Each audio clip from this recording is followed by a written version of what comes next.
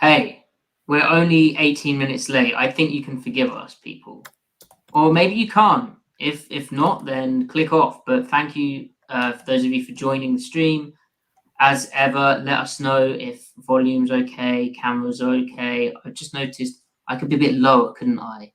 I know there's people who would enjoy me going slightly lower, so does this make you happy? I hope it does. Yeah, I'm happy now. Oh, it makes Griff happy. Well, that is the most important thing. How are we all doing? Good to see all these names in here. Christopher, good to see you. That is quite an antagonistic comment, though, so I won't be reading that out. Carl, good to see you again. Thank you so much for that donation the other day. That was very kind. Misfit, you rate Matty's punctuality 1 football. Well, you only play the game with 1 football, right? Well, not really, actually. There's only 1 ball on the field at a time, though, so optimal. Matt B, that's very funny. Matt B, are you like my nemesis? Because you went with Matt, not Matty.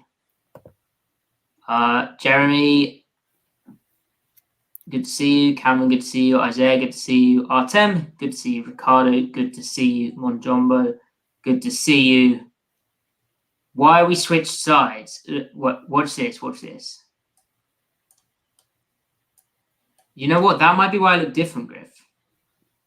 Yeah, it could be. I was saying to Griff before we came on that the lighting looked different. What? Am I more... Griff, what side of the bed do you sleep on? You know, I used to sleep on the right, but lately I've been sleeping on the left. Oh. Yeah. Well, buddy, that's perfect because I sleep on the right. Nice. Why did you switch it up in your life? I don't know, actually. I have no idea. I just did one time. Have you got like is there a wall or is there like no, I think boogeyman? I think it was like a ADHD thing. I was like, I should be over here. You know? Right. I've got no explanation for that. Yeah. I don't know. I think it's because I liked going up against a wall. You like it when your back's up against the wall? No. Face first, like squishing my nose. Okay. I mean, do you find yourself in that position frequently? Well, it used to be every night. Now I don't have a wall, so. Oh. I'm missing that wall in my life. Interesting. Okay. Well, chat, thank you for the feedback. Didn't realize that me being on the right would be such an issue, but appreciate the feedback. Right. Well, I guess that is a preamble, isn't it, Griff? Yeah, we've ambled in the preview. Preambly. Okay. Yep. Lovely. Let's go.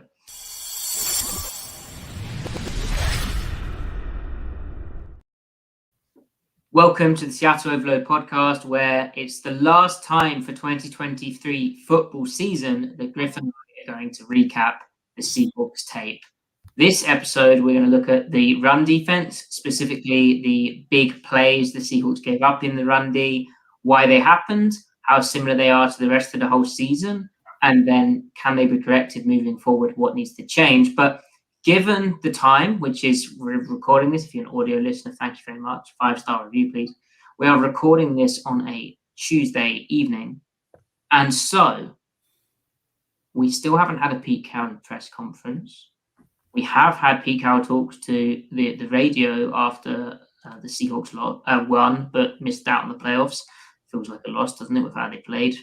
And we also have a lot of heat on defensive coordinator Ken Hurt, which is understandable. So naturally, we're going to start off with looking at those two things, defensive coordinator candidates and Pete Carroll's end of season comments, but also lack of end of season press conference. What is going on with the team?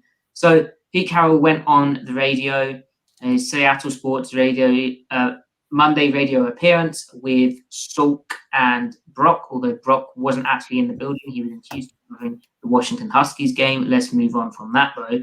Griff, general impressions from that radio hit? Is there anything you can take away? I'm not sure. I really don't know, because I don't know. Like he mentioned some specific things. I believe that his job is secure. I don't think he's getting fired. I think he's in control of his employment status currently. So when he said, like, I've got the energy, I'm not worn out or anything, like, I believed him. I took that at face value. When in regards to the run defense, I mean, he's just kind of acknowledging that it just sucks and that he hates that it sucks, but he didn't really get into or like even hint at why he did, whereas last year he did. And it led to concrete changes. He didn't even go there this time. And I'm curious how he would characterize going from literally like the best run defense the first 7 games of the season to the worst run defense the final 10 games of the season. So obviously, I mean, he knows why it did, but I'm curious how he would characterize it. I think go ahead. No, that's a massive point. That's kind of my takeaway too. That kind of discrepancy or just the difference between the 2 years. And I think what partially explains it is, while last year the run defense sucked, and it was because they changed what they're doing up front. It was more Vic Fangio like. They were kind of two-gapping more, and their players couldn't do it, but also they just looked bad doing it. And I don't know structurally how sound it is. This year they shift to being more Monte Kiffin with the front principles up front, more kind of one gap over front defense, kind of a very significant change. Then they tweak their base stuff to kind of complement that kind of one gapping style, I'd say. Again, kind of leaning on past stuff they've done, as in pre-2022 football. And so he's changed the scheme. It worked to start off with, and then it didn't. So, Griff, I butted in, as you were saying, unfortunately. No, I mean, I'm just curious.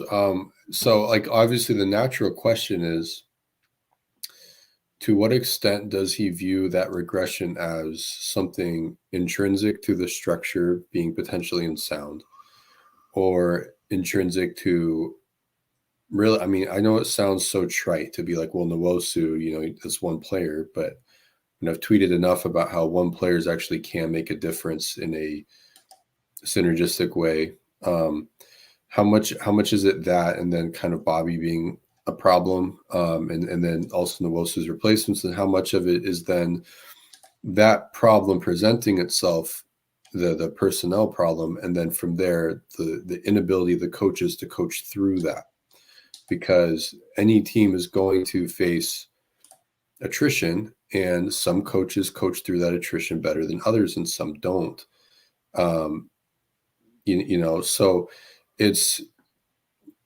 So I mean, it's just where does he view ground zero as? Because then from that would then inform what he needs to do for next year. I mean, I think, and we'll get into this, I think that the core structure that they ran with on early downs is the same world that no matter who they bring in to DC next year is what they need to base out of. And I don't mean base because of that, like as in base personnel, but like that needs to be their core structure.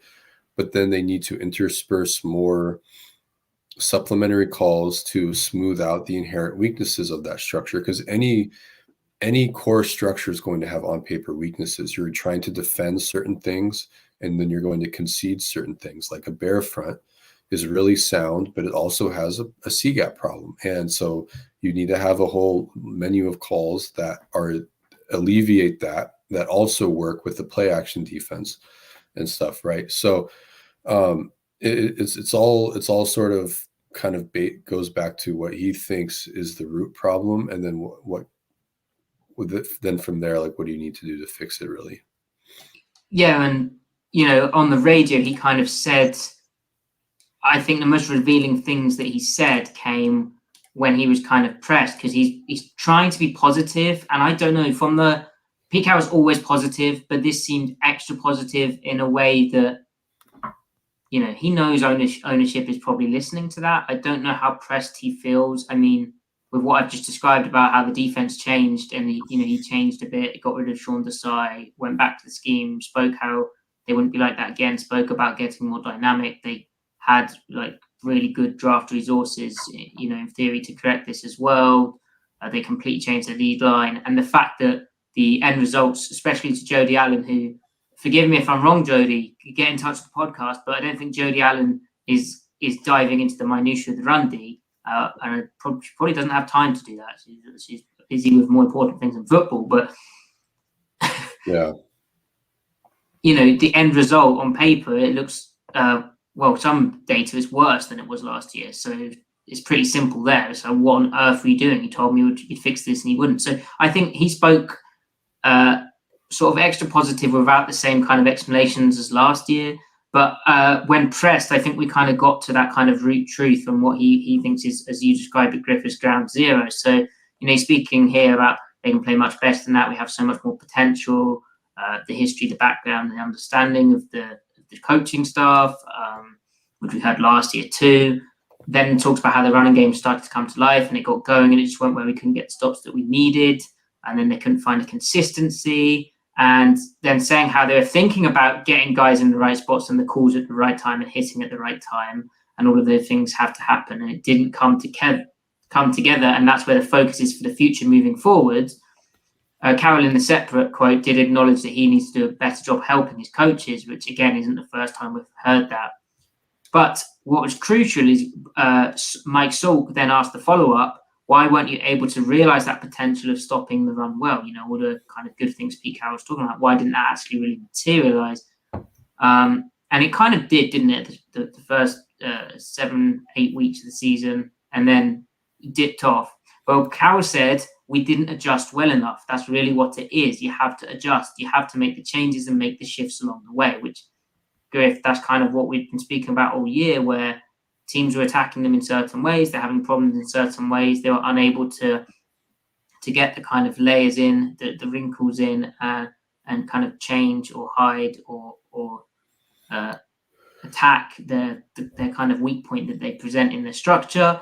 But then what interests me about Carroll's comment is he went to the secondary. So he said, there was a time where I tried to show you guys that we had shifted what we were doing in the secondary and slowed down the explosions, and it really significantly affected us. But in that transition, the running game got out of control and we were giving up 200 yards a game and rushing for a while. And I can't fathom that, but that's what happened. And so there's just this fine balance. You try to carry it, and that's putting players in the right place. It's practicing the right stuff, the focus, and the guys working hard. That is what we are.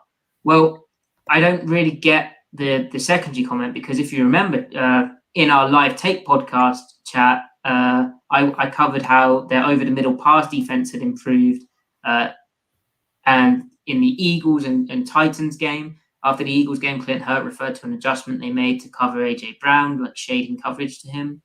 And Carroll kind of mentioned as much. But, that was week 15 and week 16 stuff. So it's kind of surprising to me. I don't know. It feels it doesn't really match, unless it was just them running like more of the safety coming down into the hook of cover 3 on the inside to help their intermediate pass defense, because their numbers did improve. I need to update this, but the EPA per play defending middle area pass defense, 20 yards over the middle areas of the field, left middle, central middle, right middle per Sports Info Solutions, massively improved after the first 9 games. And remember, the first 9 games was when, the first 7 or 8 were pretty good run defense. So maybe there's some correlation there. I need to kind of revisit that, but it kind of confused me as an explanation from Pete Carroll. But then he isn't exactly going to say, my defensive coaching staff didn't do good enough, because or our players just were crappy executing. And yet, when you kind of unpack what, we didn't adjust well enough, or whose job is it to adjust? Because here, the comments, the underlying comment is they got the balance off, and this is really talking about play calling when he talks about adjustments. It's about the play calling and how they evolved their defense throughout the season to adapt to the players that they have and adapt to what problems they're getting presented with each week. And they couldn't stay on top of it. And that speaks to a defense coordinator. And then the shoddy execution, which you're going to see when we go over the tape this week, they have the right calls in, but their execution's off. And I mean, I'll talk about it, but you can have maybe 1 or 2 badly executed run fits. When you have 5 or 6, that's when you get gashed on the ground. And you maybe get away with one of them being bad because blocking is still difficult. It's the NFL; guys can just make plays, but 5 or 6 that you can't deal with that. And Carroll actually said as much as well. So yeah, and a lot of those huge run busts, they're not coming. Some of them aren't coming when they feel like misaligned on paper, or they feel like they're in a bad call on paper, like last year when it's just they have good players just completely disadvantaged by the scheme on paper, like the front look, and they get a run beater and stuff. Some of these they're situated for it and they're just not playing it well. Even players that most would agree like are more than enough. It's more than enough talent to be able to handle it. So then you wonder like how it's being coached, and that's bizarre. Or even as well, kind of, I think from the Arizona game as well, you kind of question what is the kind of trust in the play calling or the positional coaching. Right. A guy's just completely tuned out in that sense. Because I mean, this Arizona game, there seemed to be a lot of effort and guys getting after it. Yeah, but they didn't. Effort. But for run defense to work, you need all 11 people to be literally, well, for any defense to work, but especially run defense, it requires a lot of detail and a lot of coordination and a lot of everyone playing on a string, everyone playing together, not doing the other person's job, not ending up in the same gap. Right. Particularly this year of how Seattle's playing, it requires everyone to leverage the football from their gap. And that didn't show up in calls where they're trying to get after the run. They're trying to stop the run. They're trying to be sound against the run.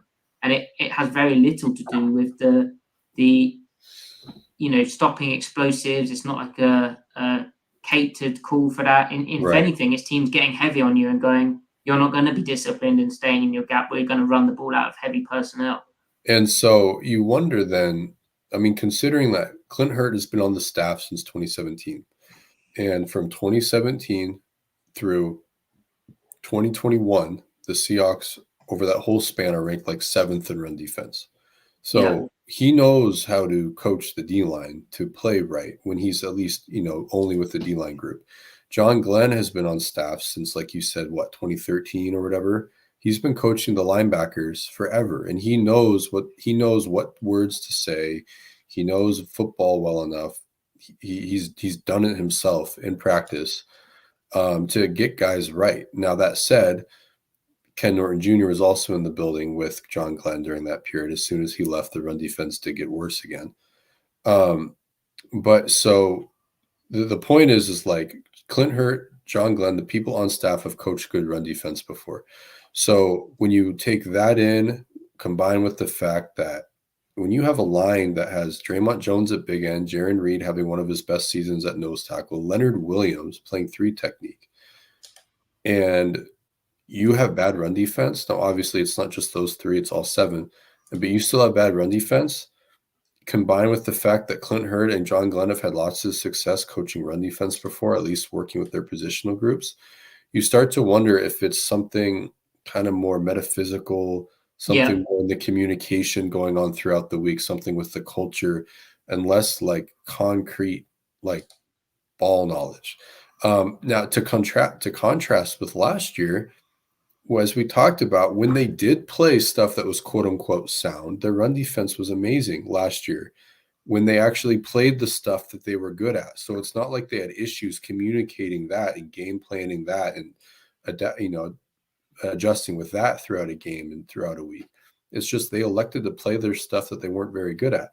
So this year it's something much deeper, and it's not something that you're able to point the finger at easily anyway. So it's and like also the first 7 weeks of the season as well, guys were on top of it. Like there was none of this going on that we're discussing now. Like even the self-inflicted stuff. Like it makes sense when a guy just gets beat, right? They're like, okay, they just got beat.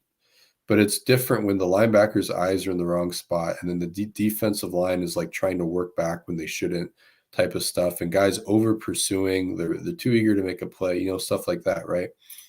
Yeah. So I mean, again, as we'll see, but this past game, you have Bobby Wagner trying to do too much, like almost not trusting the people around him. And I don't know, I'm sorry to do this, but I do come back to how the cigar thing has split the locker room in terms of the different reactions to it.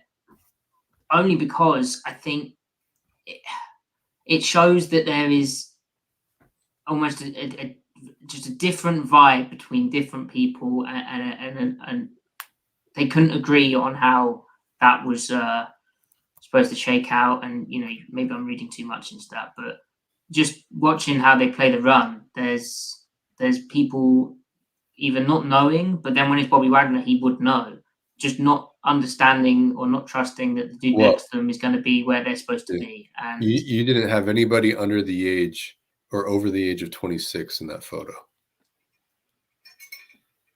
It was Love, Tariq, Devin. Was it Mike Jackson? Like it's all like, even like at first I thought, well, it's just the DBs, but then like Diggs wasn't in there. Tyo Carter, how old is he? He's pretty a young one as well. He doesn't matter. No, you matter, Tyo Carter. But just hearing like how the locker room disproved that. I've heard stuff since about how certain players were not happy at all about it. I guess Jackson's 27 and soon to be 28. The other thing is, when you're on a bad unit, like this defense is bad. We haven't even talked about the pass D, but the pass D ends up grading out poorly as well. And we can maybe address that another day. We will have a full recap. But when the vibes are going to be bad when you start struggling and can't get better. And it just felt like this defense couldn't get good at anything as the season progressed, and that means the vibes get really down. Along with like again, when I don't want to make this such an anti Bobby Wagner podcast, but on the one hand, you see him tear into Devin Bush, and it's amazing. You're like, well, that's clearly the alpha dog on the defense. Did Bush he kind of lost. Bush? Did I miss that? Yeah, it was after Devin Bush hit Kyler Murray. The Cardinals players were on sideline were like shouting at him for what was basically a dirty hit, to be honest. I mean, I thought in real time the slide was kind of late, but it wasn't. And Murray is a Wrigley type of player, so I guess it's kind of borderline. But then he was just drawing away, like just shouting, kind of lost his head a bit. And Wagner just got in his face and just started shouting at him. Now, on the one hand you have that, but on the other hand, I don't know. Just from my perspective as a player, I'd find it hard seeing we're all dropping into our zones and we're forcing the check down, but the check, which is that's the goal of the play, right? I need to have faith in the goal of the play to force the check down, but the guy rallying to it can't rally to it in a way that actually punishes the check down or limits the gain, and so the check down goes for big yardage. So now the next play, and there's other examples of this. I'll use another player in a second. On the next play, when I drop into my zone, I might not want to get as deep, or I might not want to take away the deep ball because I don't trust the dude next to me that he actually has the ability, the pace, the click and close to actually cut this angle off and limit the check down, and we're going to give up a first down. So I'm going to try and cheat the play. Right. Another example of that would be, I know Darrell Taylor's out there, so I've seen that there's a split block coming back his way. I know that I should be in this gap, but I'm actually just going to fall back anyway because I don't trust Darrell Taylor to play that block correctly or read the block correctly. Right. And I think a lot of that sort of stuff happened in the run defense as the year went on. And ultimately, that's for coaches to get on top of in their positions and be like, look, what are you doing? Just do your job here. But also to come together as a defense and be like, you have to have that commitment, that leap of faith to trust one another. And bad defenses don't have that. And so here's another thing that trying to infer like the kind of more subjective stuff. Mm. And I don't like to do this because I really don't think there are correlations. But when you talk about the personality of your DC, Clint Hurt seems like not the type of personality that puts out fires well, because he just gets, I mean, he even says he gets pissed and stuff. I think he's a better DC culturally to be around when he is scheming from a point of strength. But when stuff gets bad, and every DC will have their own version of that, right? However bad it gets, but how they respond accordingly. I mean, Ken Norton Jr. is the definition of like calm, cool under pressure, right? I would characterize his tenure as a problem solver ultimately. Now, some of the problems he caused, sure, like the slow starts and like not knowing what his core structure wanted to be, but he solves his problems. And I imagine that disposition, that demeanor bleeds down to the rest of the defense, that they remain unshakable. Clint Hurt, as it got bad, I mean, maybe his personality started to bleed into the players of, playing like from a position of like being stressed and over trying and then not putting in, like kind of erratic effort. I'm not saying Clint Hurt ever puts in low effort, but like just the messaging isn't consistent and stuff like that.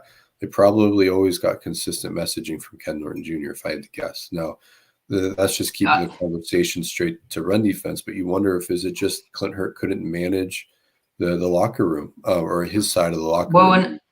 Well, I do wonder, I see 5011 talking about it in the chat, but is there like we've heard it with Jamal Adams and like some players think with Jamal Adams there's a lack of accountability from Jamal Adams. And there was another thing about accountability with Adams I can't quite remember. But and the head nodding story that I told about him at LSU. But you wonder, is every player treated equally in the film room? Is every player called out in a film room? How does that play out? I mean, Matt B in the chat bringing up the Rick Woolen after the missed field goal, and what gets missed on the missed field goal is Rick Woolen's rushing off the edge, and he does have a good decent rush that he probably felt impacted it, but afterwards he grabs his junk, not in a Marshawn Lynch way, but he does it in the direction of the Cardinals sideline. And Woolen is young, and he was also young of mind, I would say. He's quite a fresh kind of guy. But for him to do that after, a really poor game from him is just, it's a different kind of accountability thing, not really being there. But you can also speak to, is there on the team, is there the leadership presence on the defense, at least? Like the leaders are Bobby Wagner, who, that's a very questionable kind of, he's obviously massively respected, a future Hall of Famer, a Ring of Honor member, first ballot Hall of Famer, that good a player. But it's kind of complicated because, last year guys were stepping up with Bobby Wagner not there. Jordan Brooks seems to have elevated slightly from what we've seen on the sidelines, but then he comes back and then maybe guys go into their shell a bit more. But also he's not played very well. I know he has an amazing amount of tackles, but what do you what do you do when your leader is like freelancing? Like Bobby's basically freelancing out there, and they all see it on tape. They all know what they're supposed to do. Like they know Bobby's job. They watch the tape too. Well, this game in coverage, Griff, they're having to have other people play. Like Devin Bush is playing like the weak hook when he's the strong hook, and Wagner's just back and just a complete mess. So that's a really complicated dynamic, right? In the hierarchy, the leadership hierarchy, because how on earth is that supposed to play out? Right. So if Bobby is the leader, right? The guy, and if he's doing that, what is that? How does that reflect on the defensive coordinator then? Yeah, that probably doesn't speak well in terms of the relationship. Well, or at least the trust in the DC. Maybe Bobby and Clint get on just fine as humans, right? But with the actual football side of it, it's perhaps not great. Well, and Griff, we can't just keep this to the DC, but Pete Carroll, because Pete Carroll's a massive advocate of Bobby. He loves Bobby. there's a kind of a sentimentality there, which I kind of understand, but also it's a bit unusual. Yeah. And then it's not just Bobby Wagner. Like Darrell Taylor is now, believe it or not, turning 20. Oh wait, no, turning 27 in March. He was drafted technically in 2020, so this is his fourth season, right, with the team, even though it's his third active season. You have kind of middle players who just haven't got the. I don't want to pick on Darrell Taylor either. These are just examples. I think there's a problem across the whole defense, but they're just examples of. I think the whole kind of structure is lacking in those kind of reliable vets. Another thing as well is Draymond Jones is who's like your highest paid defensive lineman, right? And he's a veteran. He's I think 27 now. He's in his first year of the team, so there's kind of and this is also what happens when you have bad years of drafting, because you don't have that middle layer of dudes to bring up the team. So another thing that Pete Carroll was saying in that radio interview was how young the team feels and how that was an issue for them. Yeah. That feels again a bit like an excuse when at the same time you're playing. Well, it is an excuse, but it feels like a way of kind of selling the project, possibly to the owners who are listening, but also a way of being positive about things. But at the same time, they have Wagner, who is out there as an old head. Like, I don't think youth is the problem when Devin Witherspoon's your best player, and he was in the cigar photo, great, but I don't. We can very much overplay the significance of that. He was also your best player, and the only real mistake he had was when he surplexed the defender to the turf. But I think that's just the ball carrier to the turf against who was it against? The Browns, maybe? But ultimately, that was just from his competitive drive and just testing the edge. It wasn't being immature. Yeah. I know it's not just a defensive thing either.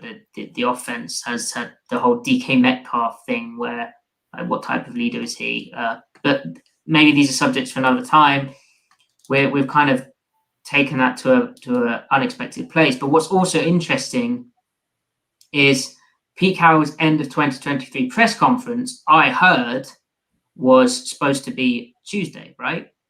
And we still don't have, I haven't heard a definitive day for Pete Carroll's end of season press conference. Now, why does that matter? Well, every single season, bar 2 of Pete Carroll's reign, and this is excluding the 2 Super Bowl seasons, his press conference has taken place the Monday after the Seahawks' final game of the season. Now, 2011, he held a Tuesday press conference, and 2017, this is end of season, so it's technically 2018, he held a Tuesday press conference. And then also 2010, he held a Wednesday press conference. And it's interesting to me that this is going to be the latest. He may well do it on Wednesday, but we still don't have a definitive day, so it's pretty late notice if so. That, he's doing it this late. Well, why would that be? Well, on the one hand, 2010 press conference, the one which happened on Wednesday, Seattle had 2 playoff games, and they did play the later game in Chicago on the road.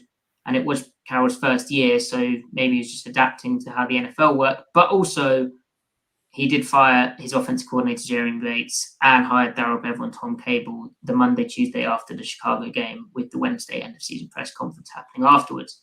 Right. So he was busy. But then maybe it doesn't matter, because in 2017, which was the Tuesday end-of-season press conference, he ended up firing his offensive coordinator, Darrell Bevel, and his defensive coordinator, Chris Richard, the next week. But maybe on that Monday he was busy doing stuff, maybe not. And then does it even matter when Monday, end of season press conference in 2021, he goes and fires Ken Norton Jr. the following week anyway? But right. The other context here is the Huskies did play, sorry to bring that up, Huskies fans, they did play in Houston on Monday. And so a lot of Seattle media, particularly the television people working for King 5 and Fox 13, were covering that game as Griff's not husky, but dog chimes in. And so, pushing back this end of season press conference, there is reason to do that in that you want people to be able to attend. So, I don't know how much to read into this necessarily, but it feels like something. And just my gauging of the beat is that I think, some of them are like, okay, yeah, that is a reasonable explanation, which absolutely is.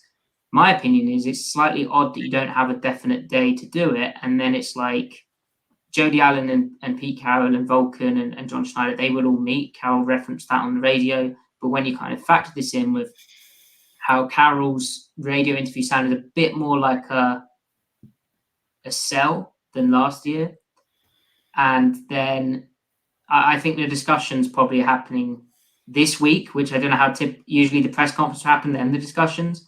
And I think I doubt Carroll goes, but it seems like a lot more pressure, which naturally it should be after we've spoke about how expectations for the season among the fan base generally were higher than last year. Last year went fairly above expectations for most people. This year, slightly below expectations for people. And then the fact that the defense, which again, in really kind of basic terms, Carroll is a defensive guru, supposedly, yet back-to-back years, doing it his way this year, the defense has been bad with his guy, supposedly. Why is that?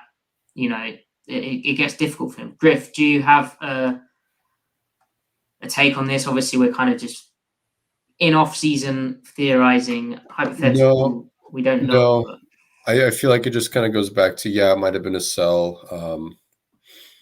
And maybe like they want to finalize something. I mean, they clearly want to finalize something before they have the press conference. I feel like maybe it was like Pete doesn't want to give answers or non-answers to certain things until he speaks with them. And I'm not sure. And maybe just that meeting needed to be longer than normal before they have it. Like, I do find it strange that Pete has the end of season presser and then a week later fires people, right? Like when he has in the past. Yeah, it always sucks because you maybe get a statement on a website, but you don't, and you get the national guys talking about it, but right, you don't get much out of that.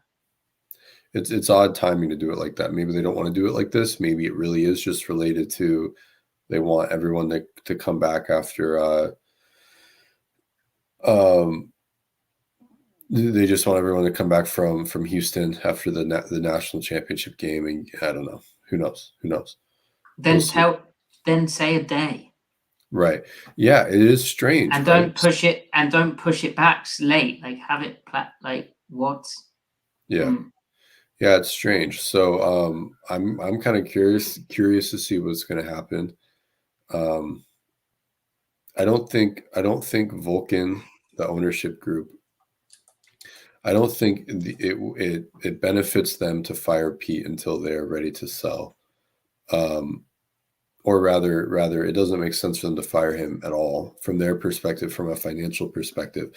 So rather, I don't think it makes sense for Vulcan to put pressure on Jody to fire Pete because the Seahawks are really profitable. They bring in a lot of money. Their revenue isn't going down; it's going up every year. That is what Vulcan would be worried about as it relates to moving on from Pete, because they don't want their value to be declining on a downward slope before they sell. They just want to make sure it's stable or going up when they're ready to sell. As far as Jody's concerned, Pete is way too squishy of a situation for her. It's just Pete, because he is such a high-ranking member in the organization, he just handles so much that she doesn't have to do. And so both Jody and Vulcan, I don't think whatever's going on, it's really about Pete himself. It's more like maybe they just want to square away that they're on the same page before whatever happens with the press conference. So that's all I've got.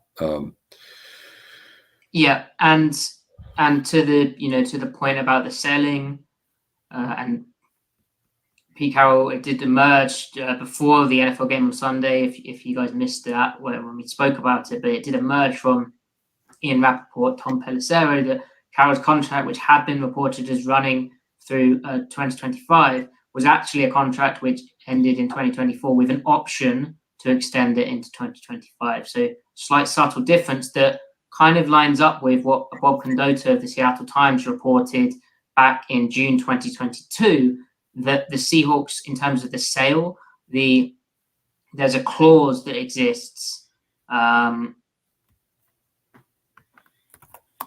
where a spokesman for the Public Stadium Authority confirmed to the Seattle Times that the date of the first sale of bonds was May 1st, 1999.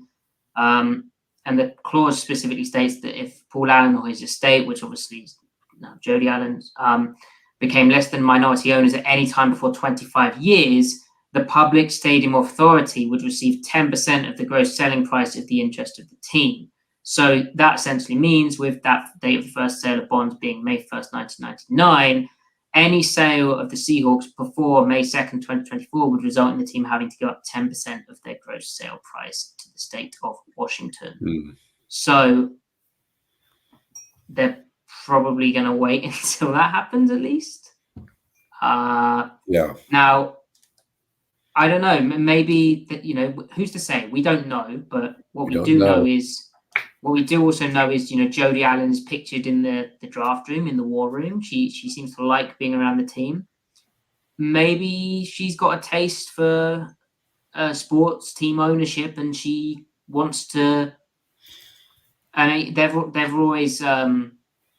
Carolyn Schneider spoke multiple times about how she's helpful and is showing an interest and stuff. Maybe this could just be a change of format to how they do things after the season, where she really wants to get down into the, what happened, understand the issues, and move forward. Maybe she's wants to be more involved than Paul Allen was in terms of actually having a bit of a say. Right. So it's an interesting thing, something to monitor, something that if you're an audio listener or not watching this live, not watching the recap, maybe this is all irrelevant, or maybe it's very relevant. But I would be shocked if one or maybe I'd probably be shocked if two coordinators get fired, but I'd be shocked if one coordinator doesn't get fired.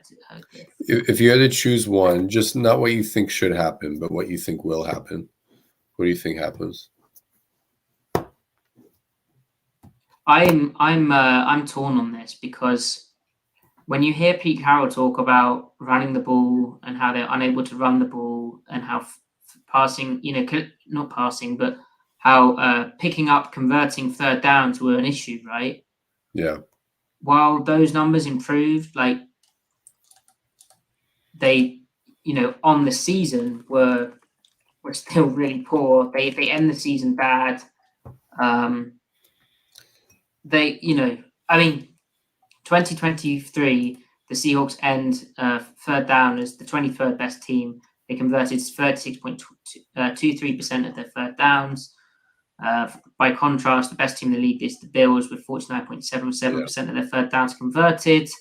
Can I do last 5 weeks here? No, that's annoying. But anyway, they weren't good enough at that. So in a way, raw numbers wise, Griff, I'm not talking EPA, where they're now the 10th offense in EPA to play, right?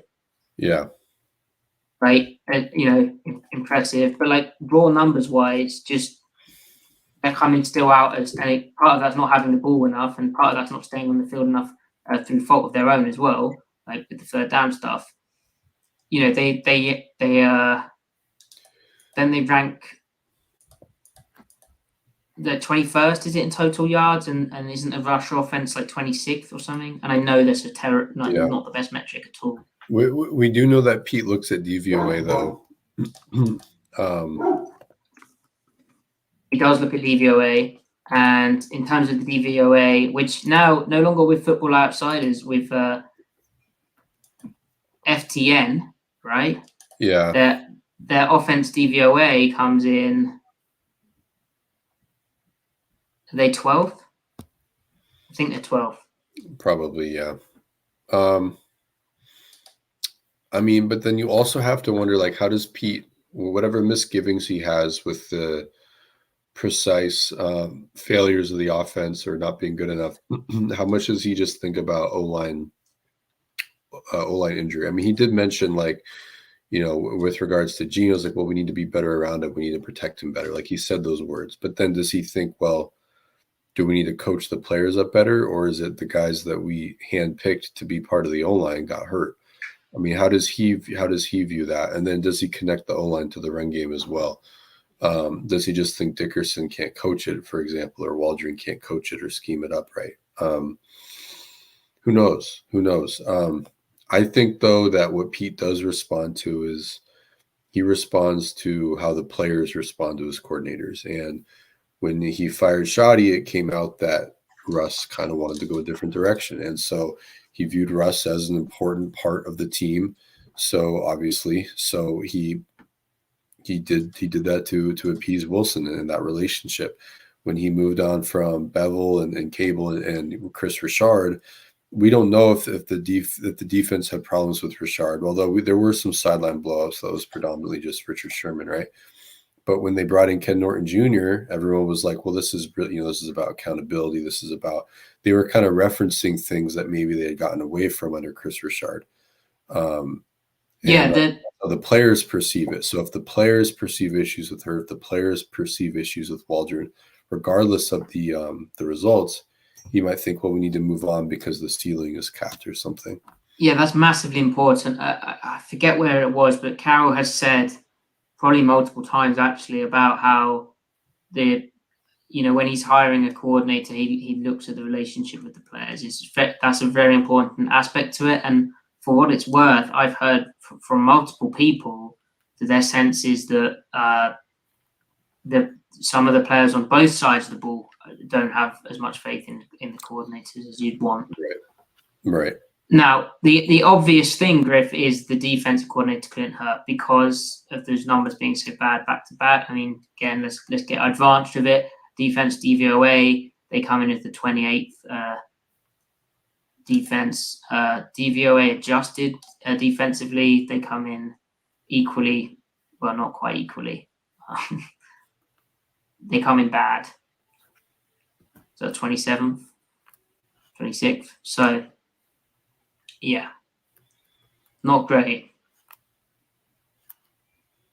Now, Griff, in terms of defensive coordinators, if Clint Hurt is to be fired, and so the part of me which thinks it doesn't happen is that it was year 2, and for Pete Carroll to do that, it looks really bad on him. And I think he really desperately wanted Clint Hurt to be that kind of dude who learned how to be a DC. Clint Hurt's spoken about his ambition to be a head coach in the future. That is something he definitely wants to do. He's ambitious. He managed to get the DC job in Seattle and pitch like a very ambitious project to Carroll, which obviously didn't work out, Desai leaving, and then the performance this year as well. He's still 45. It really feels like Carroll wanted him to be good, and maybe he sees it as a job not done well by him as well, and so maybe he doesn't make it happen. But and also, Griff, as you've rightly pointed out, as Norman pointed out in our chat as well, Clint Hurt's mother did sadly pass away in October this year. So, there is a human aspect to this too, and maybe the human part of it is the most important. So maybe it's a third year, and Pete's like, well, I mean, if next year doesn't go well, I'm probably done as well. So I'm going to do this with my guy for one more year. I can't be bothered to have to work out a new thing with a new guy the next year. I don't have many other people to turn to. I roll with her. Right.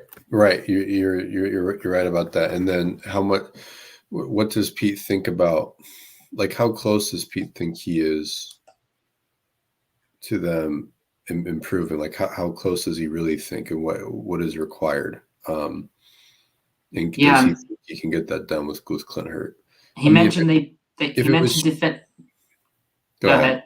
No. I was going to say really quick, if it was strictly a performance review, like this year is not good enough. But there's a difference between being like, how good was what just happened, and does that mean you can't improve it next year? And what is Pete's view on that? I mean, Pete's coached with Clint Hurt for a long time now, but he also coached with Bevel for a long time, and he coached with Ken Norton Jr. for a long time and stuff. And sometimes it's just time to move on.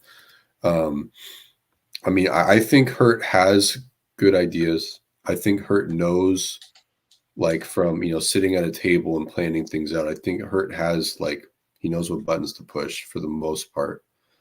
I really think it's when the bullets start flying that as the season progresses that he doesn't have the chops that some other guys do. And so how does Pete view that? Does he need to be more consistently involved with the nitty gritty throughout the year to head some of these things off at the pass? So, I mean, obviously by whatever decision he makes, whether he's right or wrong, whatever decision he makes, firing, not firing, who he hires, it will be indicative of exactly what he thinks. Because like you said, like the framing of next year, we have to view it as possibly his very last year coaching football. So, I mean, he's going to want to go out with a bang. It will be his bang, but he'll try to go out with a bang, but it will indeed be his bang. So there will be a lot of commentary behind whatever move he makes. Yeah. And, Matt points out about pressure from ownership on Pete. That is obviously part of it. That's what they'll be talking. We don't know. We'll probably never know, like, how much the firing of Ken Norton Jr. was Pete versus how much of it was the ownership saying, hey, look, we get it, but the defense is really bad. We need to have a change, probably. Like, what are you going to do to fix it? Like, tangible action. So, that's a factor. And David in the chat as well pointing out that Pete Carroll may not be able to hire an obvious upgrade on Hurt because of Pete Carroll's contract, which it does become a topic when you're thinking, well, this is one season and I'm with like a potentially lame duck coach. Where's my opportunity to establish something here? How long does this head coach actually have left as well? Like, am I signing up for a job where I'm never really going to get a full run at it? So it's a really, really complicated topic. But, if Hurt does get fired, and as we've said, back-to-back years, the numbers haven't been good enough. I think there's some things on tape as well, like a lack of feel, not just something we've observed, but other people have remarked. I know, at least to me, I'm sure Griff said it's kind of similar. The lack of answers we spoke about, all the things we talked about this season, and the problems with the play calling, and what Pete Carroll said about being unable to adjust enough. Well, then, Griff, we've talked a bit about candidates before, but who would you like to see? Let me start with a good one.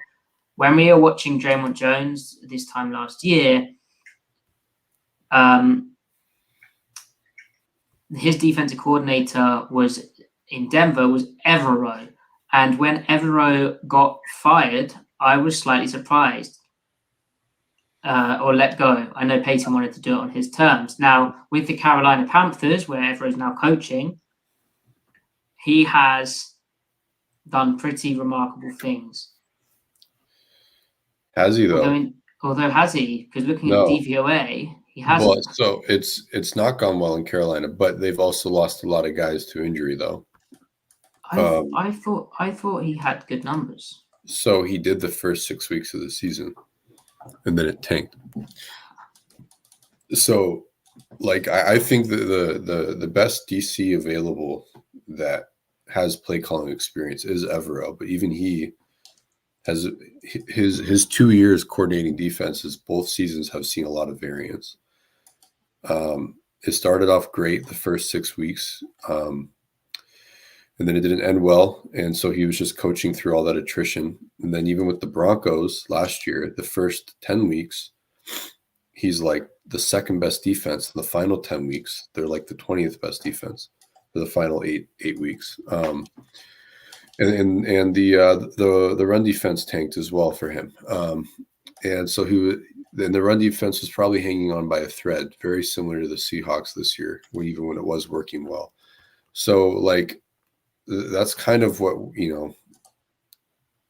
like a defensive coordinator, even a good one, can only do so much. Like I go back to Mike McDonald with the Ravens, his first year, the first 8-9 weeks of the Ravens in 2022, they were the 28th ranked defense. And then the final 8-9 weeks, they're the 4th ranked defense. Right. So the right hire isn't a panacea, but it's still incredibly important. And you really need a lot of things to go right. I'm kind of rambling at this point, but No, you're right. I do like Evero though. Honestly, I think he's what they need. So that's interesting. So I guess people would say, well, if the numbers got bad with him, how is that any different to the numbers being bad with her? Well, has undoubtedly had less talent, but I'd also point out that, why we liked what he was doing with the Broncos was it seemed he had some pretty smart answers to alleviate weak points that they had. And we haven't seen too much of that with what Hurt did in Seattle. But then, I don't know. This is he'll run blitz away, run problems with this front, and they combine with the coverage well, I think. So one doesn't come at the expense of the other. He also, when he's had defensive back talent, the results have been there. So the first 6 weeks, I think he ended up losing a corner and a safety. They were like the 8th or 9th ranked pass defense that period. The Broncos, he obviously had Surtain and he had Simmons, and he had a pass rush, but their pass defense was incredible. It was incredible. They ranked 2nd for a long time. So while he may not be able to take a bottom 10 roster and like turn it into an average or better unit, but he can definitely take someone with cover skills that are possessed by Tariq Woolen, Devin Witherspoon, and Quandre Diggs, who, despite the narrative out there, can still cover his ass off. He can do a lot with that. And if he doesn't think he can, then like he's not very confident in himself as a play caller and coach. He should be able to do a lot with that. I think he could also get the second level right. If he had Jordan Brooks at middle linebacker, he'd be able to scheme with a Mike that, any team he's been on since the 49ers, he hasn't been able to do with, because I think he was on staff with Vic Fangio in San Francisco when they had Bowman and Patrick Willis. So he's never been part of a staff, I don't think, that has even had a middle linebacker that can carry seams like Jordan Brooks can, and like what that would do to his opening up his coverage menu on pass downs in junction with the perimeter talent that the Seahawks have. And then he has a pass rush that is like just north of average, nothing better than that right now, but could be better than that with development of potentially Hall and more so of Mafe, and a full season of Leonard Williams, right? He coached Draymond Jones, maybe a bounce back year from Draymond Jones, right? Mm-hmm. Evero is like, he could very easily put this whole thing together. The Seahawks aren't like, this is what's so frustrating. The Seahawks are not lacking talent. They're not. They're lacking continuity with their guys getting on the field, staying on the field. They're lacking the hands-on coaching. They're lacking trying to find the right spot, like the right role with their talent. Like that's like the third downs this year. Like Clint Hurt clearly didn't know what he wanted to be on third downs with the talent that he had. Like there's some things you don't do with the coverage talent, but there are definitely things you do with it. Like I don't think Ever would have any problems finding that out, Mm-hmm. So yeah, that's interesting. Now, other names, Griff. I think Joe Witt Jr. is the best name to go to next. Who now? Joe Witt Jr.? Okay. Yeah. And so why would we bring him up? Well, go ahead, Griff. Well, they interviewed him last year, so he's the defensive passing game coordinator for Dan Quinn. Has been since 2021. Yeah, and so ultimately he comes with the same coaching background for a lot of Pete Carroll's cover 3. And I think I think that's a good thing because I think that Pete Carroll's defenses of that whole tree, they coach the hooks better than any other tree coaches the hooks for cover three, like the second level of the defense. Yeah, but then also like Dan Quinn's scheme has evolved some. They've interspersed more two high coverages and stuff, particularly two man. But they're willing to play it on early downs a little bit, not so much quarters. But yeah, and he's it's amazing because he's only 45 years old, but he's got so much NFL experience, starting with the Falcons as an assistant DBs coach, and then that kind of experience with the Packers, where he's defense quality control coach 2008, and then their corners coach for ages 2009 to 2017 before being their defensive passing game coordinator in 2018. I mean, that covers like, when was Ed Donatel there? But it covers like different systems of NFL defense that Donatel was there a lot earlier. I've got that all wrong. But there's different systems of defense that I think benefit kind of his experience. He's been exposed to a lot of kind of NFL systems along with what he's doing now. Would that Packers, when was Dom Capers in there? I'm not sure. Yeah, that was Capers. Yeah, Capers was DC from 2009 to 2017. So that's and Capers is what is he, Fangio's predecessor? Yeah, basically. He's Fangio's predecessor, so it would be a really cool kind of overlap.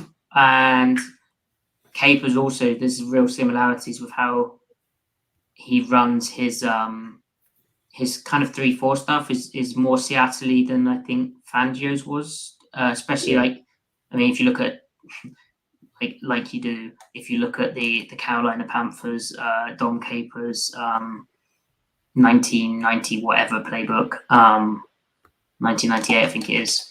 If you look at that, you'll see the overlap. So there's real overlap there, which is why he kind of interviewed for that. Why it'd be complicated is he is the secondary coach / pass game coordinator. So I don't know how that would impact Kyle Scott. Would you just want to clean house entirely? Obviously, secondary hasn't been playing well either of late, particularly some of the mistakes they've made. How much that's Roy Anderson, who came into this year's safeties coach, versus losing Sean Desai last year, who the players seem to at least speak highly of. Right. Yeah, this would be with that kind of Capers element as well, and then working under Dan Quinn. This would be an interesting hire. Yeah, it would be. The only thing I would think of is, do they want play calling experience? Now, back to the Evero point again, just to illustrate how far his defense fell in the second half of the season. Their drop back EPA rank from weeks 10 to 18 was 28th over that period. That still was Surtain and Simmons out there. Now, they did lose Chubb, and then I think they lost a bunch of people. The locker room was probably a mess that year, that 2022 year with Hackett. But it's just to show it's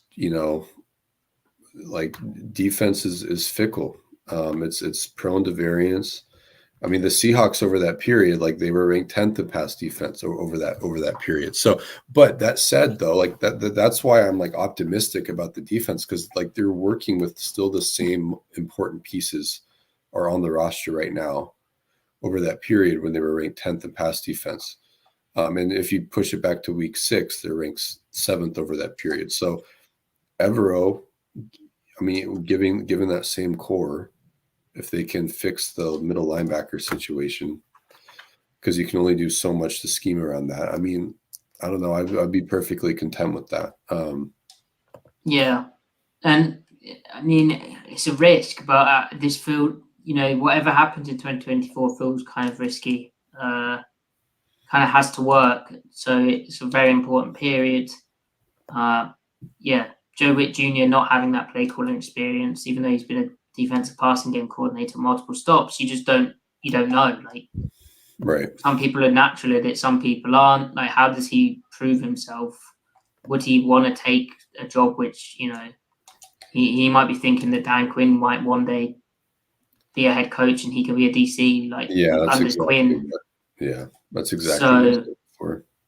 So it's interesting. Now, other names. Well, who else? I remember Ed Donatel. He was he was reported as getting the job, wasn't he? He was like all but hired, and then as the secondary coach or like pass game coordinator, and then he got actually appointed as the Vikings defense coordinator in 2022, which was a disaster, right? It indeed was, yeah. Probably not much more to say than that. I mean, maybe Pete wants to run it back with his dudes, and him and Donatello seem to go way back, but both, I think that would be very hard to sell to the important people. Like, and also players, like, that's your move, you know? Yeah. So probably not Donatello, but a name we have to kind of mention. I've seen Leslie Frazier as a name out there. Right. Now he probably got scapegoated in Buffalo, but his defense was good. He's been out of football, right, since he got fired. Yeah, was he fired last year? Well, I don't know if he was fired, but I think it was kind of like a mutual parting of ways. Maybe like a soft let go, but like I know he's spoken about wanting to be a head coach. So maybe he was thinking he would get an opportunity somewhere. But I mean, yeah. What I would say is obviously he has some experience of kind of, you know, he runs a 4-3, like the forefront structure. It would be like a continuation of what Seattle's doing, maybe with like some more kind of 4 downy rather than 3 downy answers. Yeah. Coverage wise, it's more, as you said before we came on, more like quarter, half, and cover 4 and cover 2. There's not much half quarter, which has been a big part of Seattle over the last few, last few years, like last 3 years at least. So, someone's mentioning Wink Martindale, and I've seen that before. That would be crazy. I just think he's too. It just doesn't mix with. It doesn't. It's not a mix at all. That philosophically, they think completely differently about football. Yeah. And also, have you seen how it's ending in New York? Like, I don't know if he's in the mood to coach this next season. Like, he just went on vacation apparently. So yeah.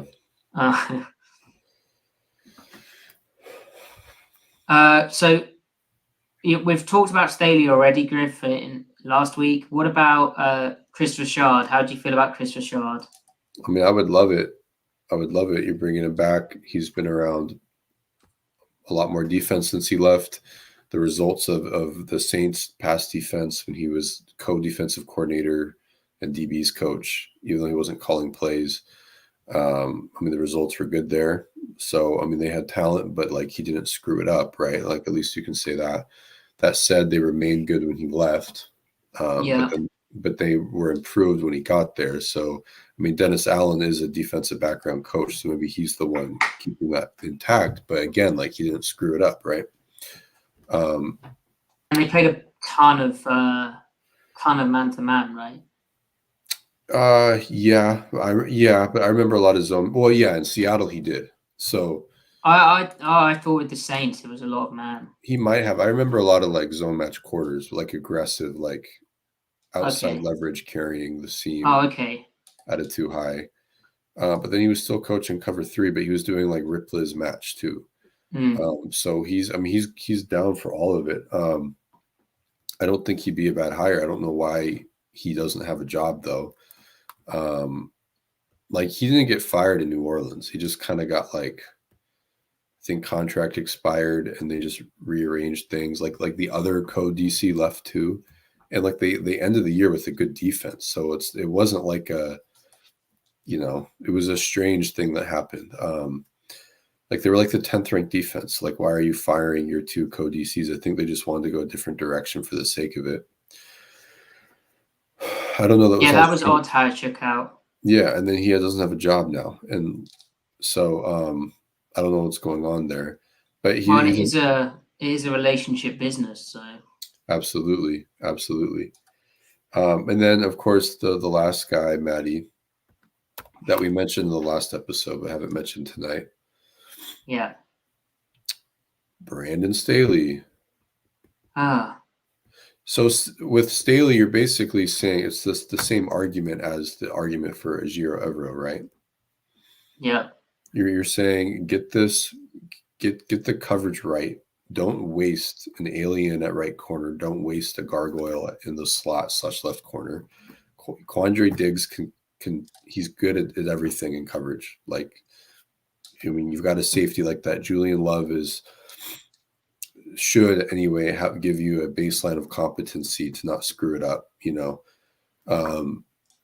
right? And then you've got a pass rush. Like we have a pass rush here. We have more than enough talent to be able to defend the run if you just are sound with how you use it, theoretically. So you're really saying the same thing. And Staley, he had a very similar arc as Mike McDonald in 2022. Started off horrible the first half of the season. The second half of the season, it ended great. The pass defense skyrocketed. The run defense went from 30th to 18th or something. He didn't have the guys, but he also adapted. He didn't just carbon copy the Rams scheme. Because he was able to run what he did there with the players he had, right? So he adapted to his players available to him. And then in 2022, it was talked about how he kind of took over the defense really hands-on, and he improved it. Then 2023, more hands-off, trying to be a head coach, and he failed. So yeah, he's a bad head coach, but can he trying to kind of reclaim his reputation as a defensive guy? It's not like the Seahawks would be lacking talent on paper for him. It would be the same thing as Evero. I think that's you're talking about adjusting to your players. I don't think Hurt did a good job of that. No, I would agree. Don't. I think he was like, I'm running this stuff this year. This is my stuff. Get good at it. Right. In a way that we, a good call, you have to think about your players first. And yes, Staley this year, I mean, Bosa and Mac both got really hurt, right? I know Mac came back, but I think he was banged up. Bosa did, but I thought Mac had a great year though. Oh, I thought he was banged up. He has 17 sacks, so. What? Did he? Yeah, bro. I don't know if they're fake sacks. Oh, I've got that completely wrong. What? No, he played all 17 games. Who?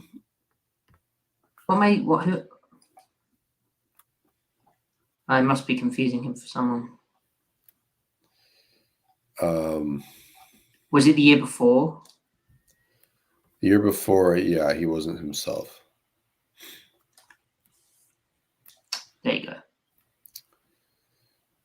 But, and he got IR'd in 2021.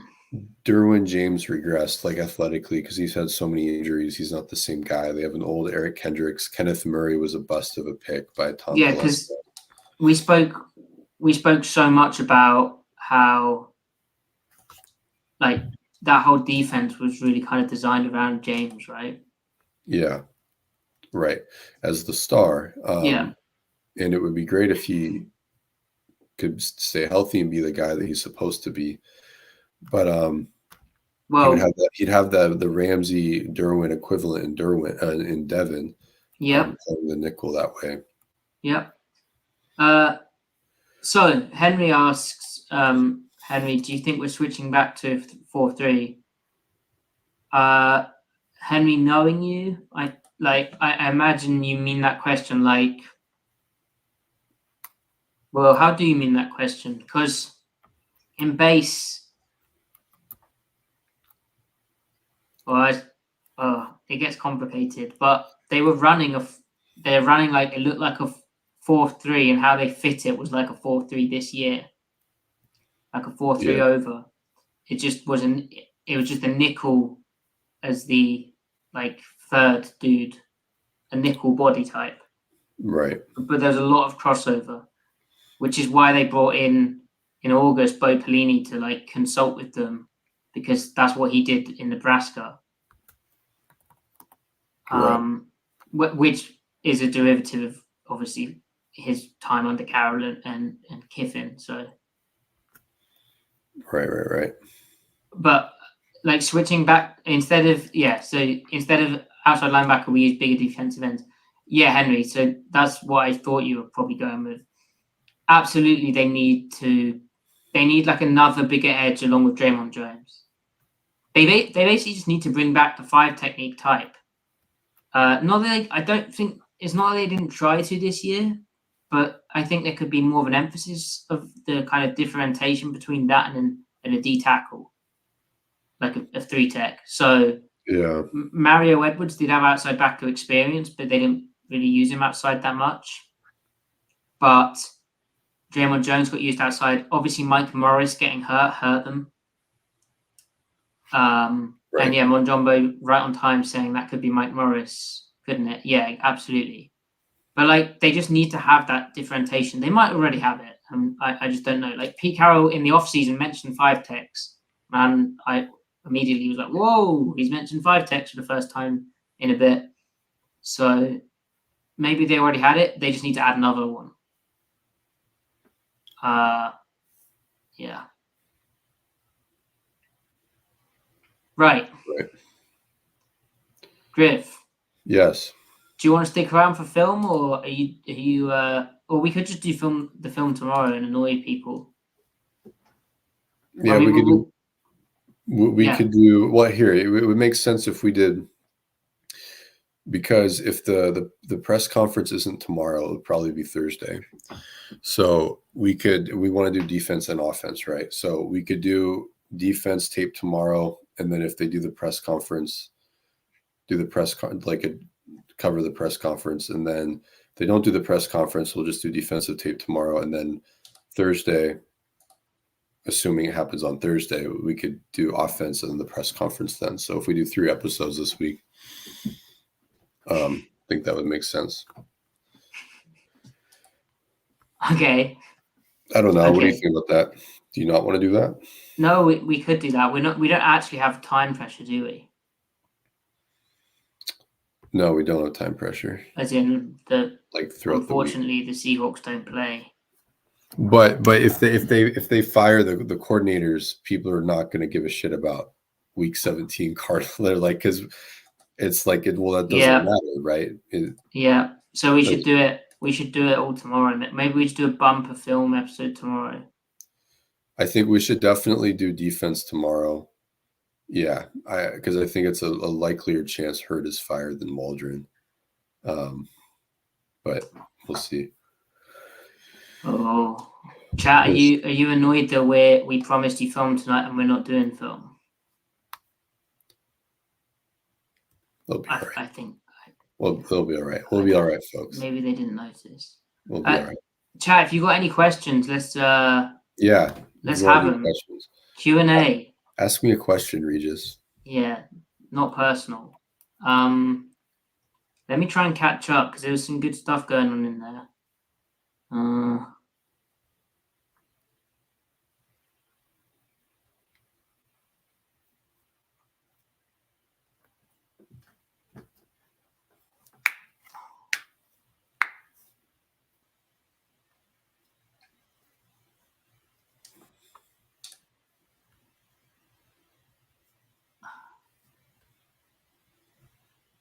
Griff?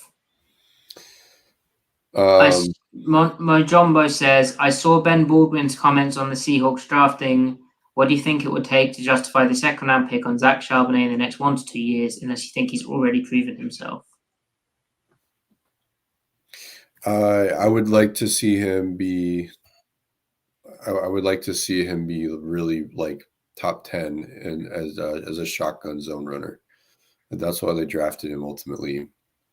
They want to be able to check to shotgun runs when they want, and against certain fronts where it's advantageous to. So, I mean, he's kind of like Chris Carson in how he reads it out. He's not quite as explosive as him, but he likes to.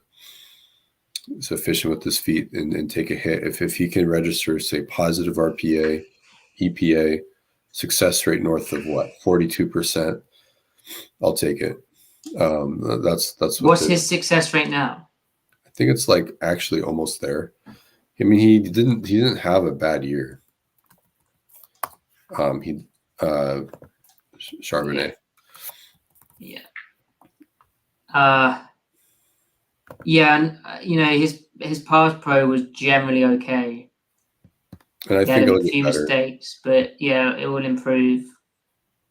I mean, ultimately, the second round pick is a tough one because, looking back on it, you're like, oh, imagine if they'd got like another kind of impactful trenches player or like a linebacker. But that point in the draft was weird. Like all of the guys they liked went, didn't they? Like Keanu Benton and stuff. And yeah, we don't know if they liked him specifically, but the draft at that point was bad. In fact,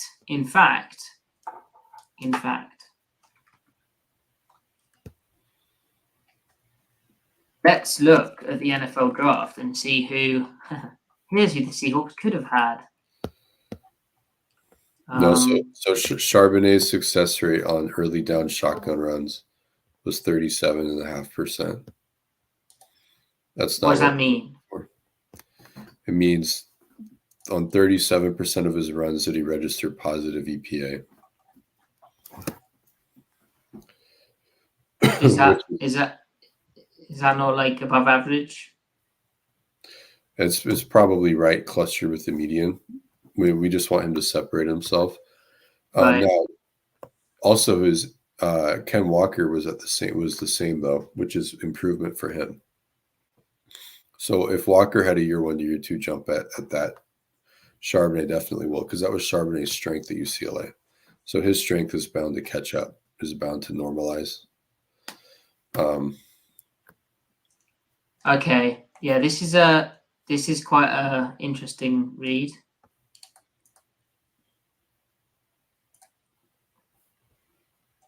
So Charbonnet 52, then Gavon Dexter, Thule. Thule would have been interesting, but you just took Derek Hall, right? Yeah. And then you took your outside backer. John Michael Schmitz. They clearly didn't like him. It's just the way they spoke, and I think the reporting of John Boyle as well, his kind of like behind the scenes article, it seemed like, yeah. Well, and Olu might be the guy for all we know. Yeah. Like he didn't look. He looked fine in the snaps he played. Jaden Reed would have been interesting. But you're taking Jackson Smith and Jigba. So. Yeah, you're not double dipping on day 2. Yeah, interesting. Well, we'll see how that shakes out in a few years. But I mean, it depends how extreme you want to get about running backs. But the second round is, especially for a guy who's not a like massively explosive hitter, like he can't house one. It's like, could you get that in round 4 or 5? I know. Agreed. I agree with you. Yeah. Yeah, like I like Charbonnet, but he third or fourth round pick. I'm still not that worked up over it though, because again, the second and third round sucked that year, and further, like they've spent, like they had addressed more important positions already, Yeah. Like, so,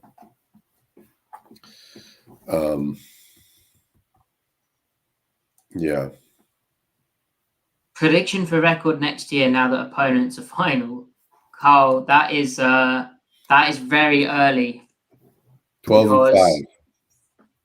That's what they should have been this year. It's what they could have been last year. So funny to think about. Oh my gosh! Have you seen the opponents?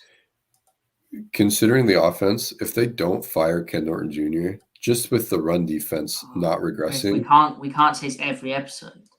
If they don't, though, the irony is that they have probably back-to-back 12-win teams. And forget about the pass defense, like just the run defense going from top 10 to bottom 5 2 years in a row in the aggregate. They probably win 6 more games total the last 2 years. It's just like that it's actually hilarious how much worse they made themselves by firing that man. Doesn't mean they shouldn't try to be better. They had so much more versatility. Yeah, dude. Wild. And just better second level fits. And they get destroyed by the 49ers anyway if they get past the divisional round. They're not getting past the 49ers yet. Like it would be 2024 if they were on the right trajectory where you'd even talk about that, right? Like it wasn't going to happen this year or next year, even if they played up to their potential. Yeah. This year or last year, I meant to say. So Carl, and the opponents are Arizona Cardinals, LA Rams, San Francisco 49ers, the divisional stuff, road and home, obviously. And then they're at home to the Buffalo Bills, Miami Dolphins, Green Bay Packers, Minnesota Vikings, Denver Broncos, New York Giants. I mean, Bills, Dolphins, Packers, Vikings seems really tough. Depends what happens in Minnesota with Kirk Cousins and all that sort of stuff. Well, we'll see if Green Bay is in a similar situation as the Seahawks. They found their quarterback transition. And their defense still sucks. The defense still sucks, and LaFleur isn't coaching the close games like he used to. And then Broncos, which could be funny. And then Giants, who, I mean, I don't even know what's going on there. There's so much variance year to year. Like you don't know who's up and down. Yeah. Then road games, obviously in division, and then at Bears, at the Detroit Lions, at the New England Patriots, at the New York Jets, at the Atlanta Falcons. That looks friendlier right now, but you don't know the variance. I mean, Bears have quarterback issues. Lions look like one of the best teams for the future, but then again, quarterback, what do they actually do there? I think you hope for the Chicago, New England, and New York games to be before winter hits. That's another good point. Yeah. And then you want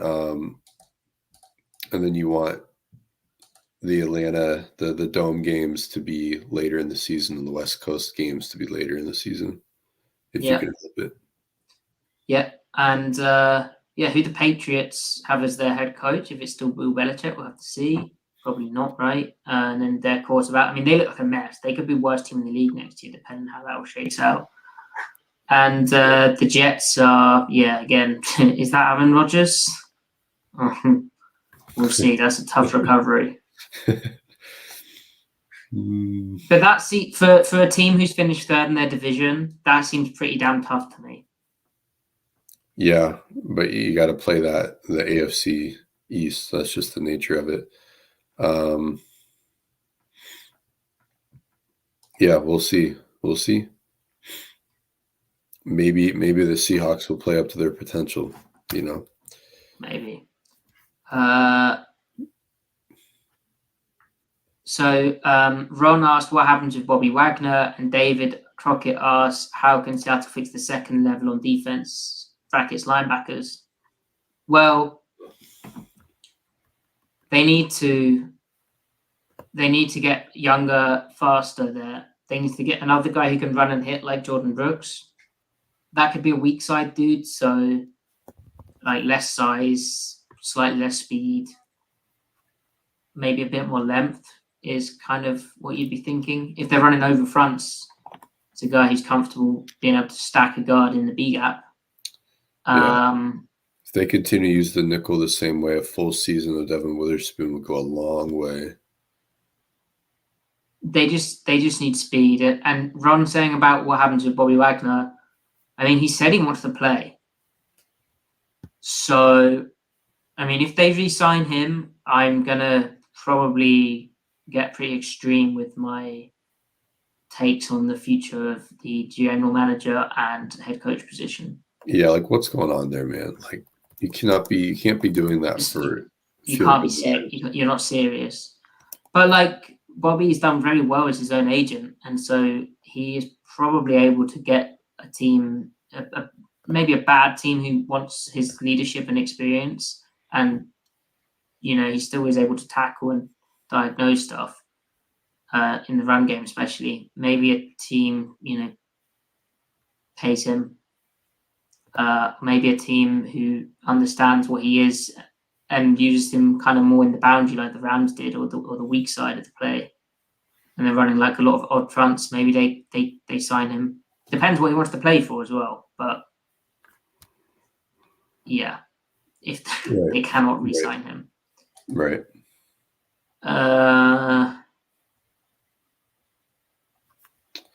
So. Whoa, hold on now.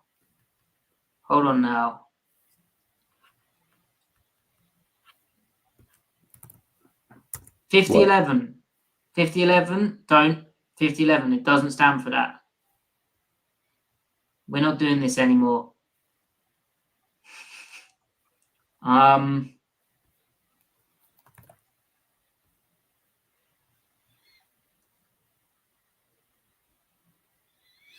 right. No, Griff, don't go. I had a question. Matty, what are you talking about? What am I talking about? Someone said my middle name. Oh. Yeah. 50-11 did? Yeah. Exposed me. Interesting. All right. I thought I saw a question here, Griff. Oh, yeah. Henry asked, how about Mike Vrabel as defense coordinator? It just doesn't fit, like for different similar reasons as Wink Martindale, but for his own separate reasons. Yeah. I mean, it would be cool. It'd be fun. Yeah, it's too much. They play too much man. He's also not. He also wasn't a good DC. Right, true. And not in the same way that Chris Richard played a bunch of man in 2015, 16, and 17. Yeah. And Henry asked, what are the 3 biggest draft needs? We've already said this, but inside linebacker, interior offensive line, and then one more pass rusher. Yeah. And in terms of the order you pick those, you could completely flip them. It kind of depends how the draft shakes out. Right. Right.